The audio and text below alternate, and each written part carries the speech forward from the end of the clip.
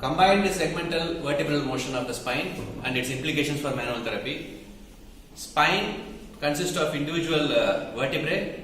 So segmental motion is the biomechanical analysis to see between two adjacent vertebrae. Individual movements occur in the spine in terms of flexion, extension sagittal plane, lateral flexions in frontal plane and rotations in the transverse plane.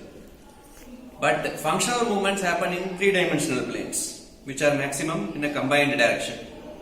So understanding the mechanics of combined movement is important to diagnose patients who are complaining pain with symptomatic presentation in functional activities, which is three-dimensional movements. When we see for combined movements, the concept was explained by Brian Edwards, the Australian physiotherapist. It's a legendary physio, and he described in terms of a quadrant diagram. The quadrant diagram has 4 quadrants, and then it's a square which is split into 4 smaller squares.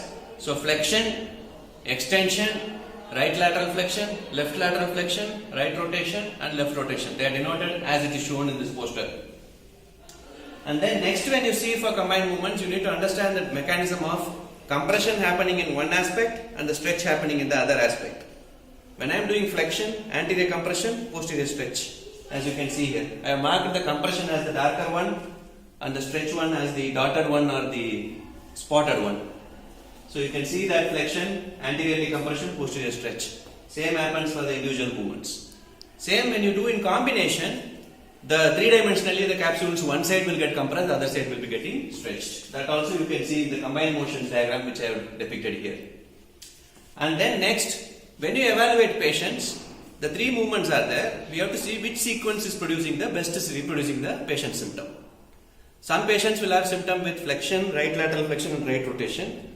Other patient might have right rotation, right lateral flexion and then flexion, the sequence. So primary, secondary, tertiary, 1, 2, 3. If a patient has symptom with 1 plus 2 plus 3, he has to be treated with 3 plus 2 plus 1. Okay, what is the primary movement which is causing the pain should be added last. Because individually when I do rotations, the range will be maximum. But when I introduce flexion, the rotation range will become less. So you add it last, it is least injurious for the patient and at the same time it will be therapeutically beneficial. In treatments, we give mobilization techniques which were described by Jeffrey Douglas Maitland.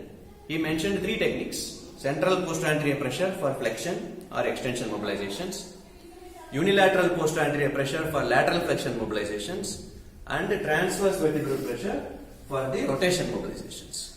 So you can give the rotation mobilizations with the spine flexed position when you keep the pillow here under the upper chest, and the same way in the extended position if you want, keep the pillow under the forehead, and then you can give the rotation mobilization if it is transverse vertebral pressure.